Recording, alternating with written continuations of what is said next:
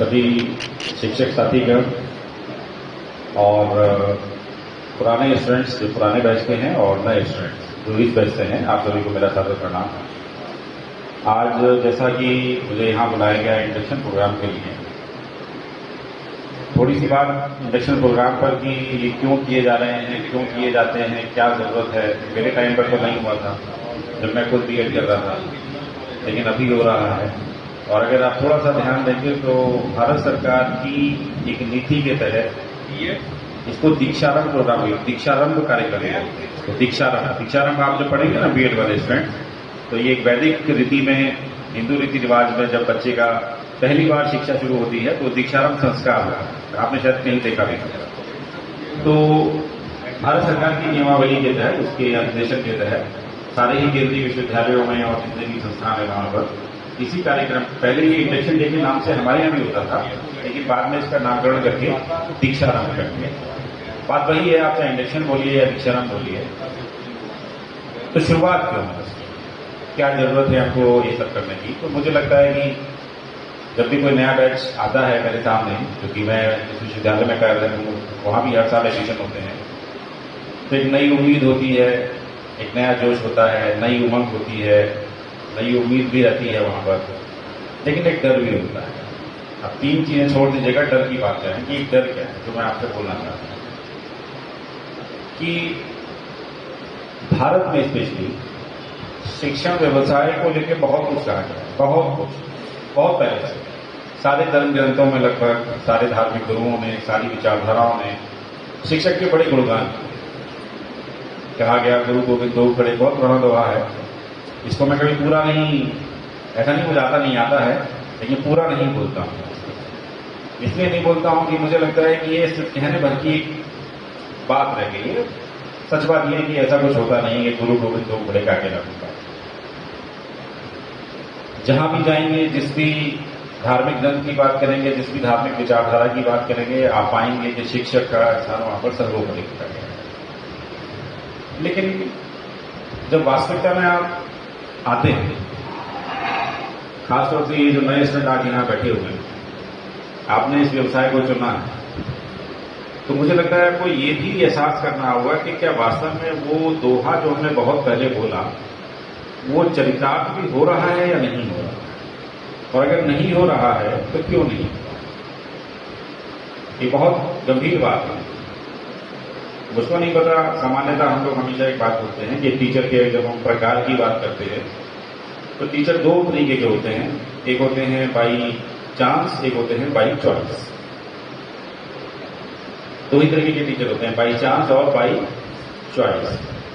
मुझे नहीं पता आप में से कितने लोग बाई चॉइस जिन्होंने एडमिशन लिया है इस मामले में। सामान्यतः, ये कोई कमेंट नहीं कर रहा हूं मैं, सामान्यतः जो अनुभव मेरा कहता है उसमें ये कहता है कि ज्यादातर स्टूडेंट जो यहां बैठे हैं वो बाई चांस है। बीपीएससी की तैयारी कर रहे होंगे, साथ साथ कुछ कर चुके होंगे, उम्र निकल गई होगी, निकलने वाली होगी, क्वालिफाई नहीं कर पाए, कोई रेलवे की तैयारी कर रहा होगा, कोई एसएससी की तैयारी कर रहा होगा, कोई बैंकिंग की तैयारी कर रहा होगा। किसी ने सलाह दे दी यार ऐसा करो, बीएड भी कर लो, कुछ नहीं है तो टीआरई में हो जाएगा, तो दाल रोटी तो चलती रहेगी ना जीवन में। ये बहुत कड़वी बात, खराब लगती है, लेकिन सत्य यही है। तो मैक्सिमम टीचर जो हमारे पास आए वो आए बाई चांस। और बाई चांस का मतलब आप जानते हैं, जिनका उद्देश्य नहीं था शिक्षक बनना, लेकिन वो किसी वजह से, जो परिस्थितियां हैं उनके कारण, वो इस बात के लिए बाध्य हुए कि भाई ठीक है, इसी डिपार्टमेंट में नौकरियां निकलती हैं, इसी डिपार्टमेंट में वैकेंसियां आती हैं, कंपटीशन थोड़ा कम है, इसलिए इसको चूज करते हैं और वो चूज कर लेते हैं। इवन मेरे यहाँ भी ऐसा होता है। और मजेदार बात यह है कि मैं भी उन्हीं बाई चांस में से, मैं भी बाई चॉइस नहीं हूं, आपको साफ साफ बता। मैंने नहीं सोचा था कि मैं कभी टीचर हो सकूंगा। जिस उम्र में आप हैं, 10-12 साल पहले जब मैं था तब मैं भी यही सोचता था जो आप बैठे हुए सोच रहे हैं इस समय पर। वही हुआ, थोड़ा घर वालों ने कहा कि यार ऐसा करो बीएड कर लो तो कुछ ठीक हो जाएगा। बीएड के एग्जाम में बैठे, पहली बार में तो नाम आया नहीं, दूसरी बार में नाम आया, मुझे मेरा कॉलेज मिला, गवर्नमेंट कॉलेज था, लेकिन वो उसके पास ये 2004 था। मैं 2003 में एडमिशन लिया था, 2004 में पास आउट हो गया। 1 साल का बीएड होता था उसमें। 2003 से 2004 के बीच में जब मैं बीएड कर रहा था, वहां पर 6 टीचर थे मेरे। 6 में से एक टीचर जिनसे मैं सबसे ज्यादा प्रभावित हूं, वो अभी नहीं है दुनिया में, उनका स्वर्गवास हो चुका है। बाकी सारे टीचर वो हैं, लेकिन सारे के सारे रिटायर हो चुके हैं। अभी भी संपर्क में है मेरे, मैं बातचीत करता हूं उनसे। सरकारी कॉलेज था तो आप समझ सकते हैं कि संसाधन इतने ज्यादा होते नहीं हैं, सरकारी कॉलेज की जैसी स्थिति होती है वैसे ही। लेकिन जो टीचर मुझे 6 वहां जिनका मैं जिक्र कर रहा हूं, और जिसमें जिनका एक का मैंने नाम डॉक्टर रवि गोपाल उपाध्याय, वो भी स्वर्गवासी हैं, वो यहां नहीं है। मैं कुल 1 साल के उसमें सबसे ज्यादा प्रभावित हो गया, और आप विश्वास कीजिएगा कि उस 1 साल में ऐसा मेरे व्यक्तित्व का ट्रांसफॉर्मेशन हुआ, ऐसा रूपांतरण हुआ कि फिर उस दिन के बाद से मैंने टीचिंग के अलावा कुछ नहीं सोचा। मैंने कोई एग्जाम नहीं दिया टीचिंग के अलावा।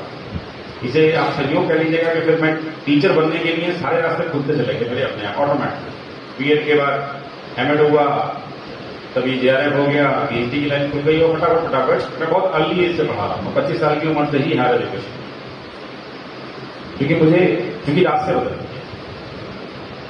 तो दोस्तों, बात यह है कि मैं भी बाई चांस ही हूं, लेकिन ये जान लीजिएगा कि आज मुझे बहुत गर्व होता है कि मैं टीचर हूं। और मैं सोचता हूं कि अगर कभी भविष्य में दूसरा जन्म मुझे मिले तो मैं और भी कम उम्र से टीचर बना, जो 2-4 साल मैंने उम्र लगा दी है, मैं वो भी नहीं करूंगा। कारण ये है कि ये समझने की बात है। आप में से बहुत से लोग, मैंने आपसे कहा कि भाई चांस आए हैं, घर वालों का दबाव होगा, भविष्य को लेकर कोई दबाव होगा। थोड़ा सा सोचिए कि जब आप आ ही गए हैं तो दिक्कत क्या है। ऐसा खराब तो नहीं है कि आपके ऊपर कोई लांछन लग जाएगा, कोई गलत तमगा लग जाएगा, टैग लग जाएगा सब टीचर। तो फिर क्यों नहीं हम इसको स्वीकार करें अपने मन से। मैं नहीं कहता कि आप किसी की तैयारी मत करो, खूब करो, बढ़िया से करो, लेकिन जब आप बीएड कर रहे हो तो इसको भी उतना ही मन करो। ये भी आपके जीवन का हिस्सा है। मुझे नहीं पता आप में से कितने लोग, पूरे बिहार में 3 टीचर चुने गए हैं इस बार राष्ट्रीय शिक्षक पुरस्कार में, जो 5 तारीख को राष्ट्रपति महोदय होते हैं पूरे बिहार। बड़ी बात है उस पुरस्कार के लिए चुना। आईएएस अधिकारी नहीं चुने जाते हैं। तो जिस काम के लिए आप लोग यहाँ आए हैं, आपने पैसा दिया है, आप समय देंगे यहाँ पर, तो उसको थोड़ा मन से कीजिए। और इसके बाद जब आपका प्लेसमेंट हो जाएगा, जब आप किसी स्कूल में चले जाएंगे, तो जरूर ध्यान दीजिएगा कि वहां पर, क्योंकि बच्चों को नहीं पता है कि आप बाई चॉइस या बाई चांस आए, उन बच्चों को कुछ नहीं पता है। उन बच्चों के अंदर एक उम्मीद झलकती है, उम्मीद जगती है कि एक नए टीचर हमारे स्कूल में आए हैं तो हमको कुछ नया पढ़ने मिलेगा। उनकी उम्मीद को मत करिए। मैं नहीं कहता पूरे जीवन आपको टीचर बन लेना है, आपका जहां मन हो वहां चले जाइए। ये हमारे स्टूडेंट्स भी जाते हैं, हम बीएड कराते हैं 4 ईयर वाला। उम्मीद तो राजेश यही थी कि सरकार भी यही बोलती है कि भाई शिक्षक जो बनना चाहते हैं वही इस पेशे में आए, कोई और ना आए, लेकिन ऐसा संभव नहीं। तो हमारे भी कई स्टूडेंट हैं जो टीचर नहीं बने लेकिन दूसरे व्यवसायों में चले गए, तो किसी को रोक नहीं है। लेकिन जो चले गए वो चले गए, लेकिन जो हैं उनसे ये उम्मीद रहती है कि जहां रहो बहुत बेहतर तरीके से बढ़ो। और मुझे बड़ी प्रसन्नता होती है कि टीआरई 1, टीआरई 2, टीआरई 3 इसकी भर्तियां पूरी हो चुकी हैं। टीआरई 4 शायद अभी भी प्रोसेस में है। हमारे यहाँ का लगभग मान लीजिएगा 90%, 85% प्लेसमेंट है हमारे स्टूडेंट्स का बीएड वाले। 15% स्टूडेंट, सिर्फ वो स्टूडेंट बचते हैं जो या तो यूजी में चले जाते हैं पढ़ाई करने के लिए, या कहीं और चले जाते हैं। मतलब अगर वो भी भटके तो वो सारे एक बैच तो हमारा, आपको विश्वास नहीं होगा, पूरा का पूरा बैच, मतलब सारे के सारे स्टूडेंट लगते हैं। इस समय आज की डेट में मैं यहाँ खड़ा हूँ, लगभग बिहार के हर जिले में कहीं भी करना चला जाऊं तो मुझे मेरा स्टूडेंट मिल ही जाएगा कहीं ना कहीं। तो समझने का प्रयास कीजिए कि अगर आपने इस पेशे को चुना है, इस व्यवसाय को चुना है, तो कम से कम इसकी रिस्पेक्ट करना। टीचर हो जाना बड़ी बात होती है। सिर्फ एक कहावत बोली जाती है इंग्लिश में, no nation can arise beyond the its level of the teacher, the level of its teacher.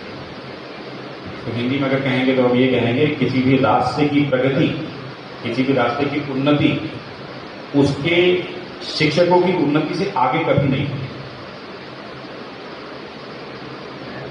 किसी भी पेशे में जाइए आप डॉक्टर बनिए, अधिकारी बनिए, कुछ बनिए, टीचर तो आपको चाहिए ही। वो लोग बिना टीचर के थोड़ी आगे आ जाते हैं।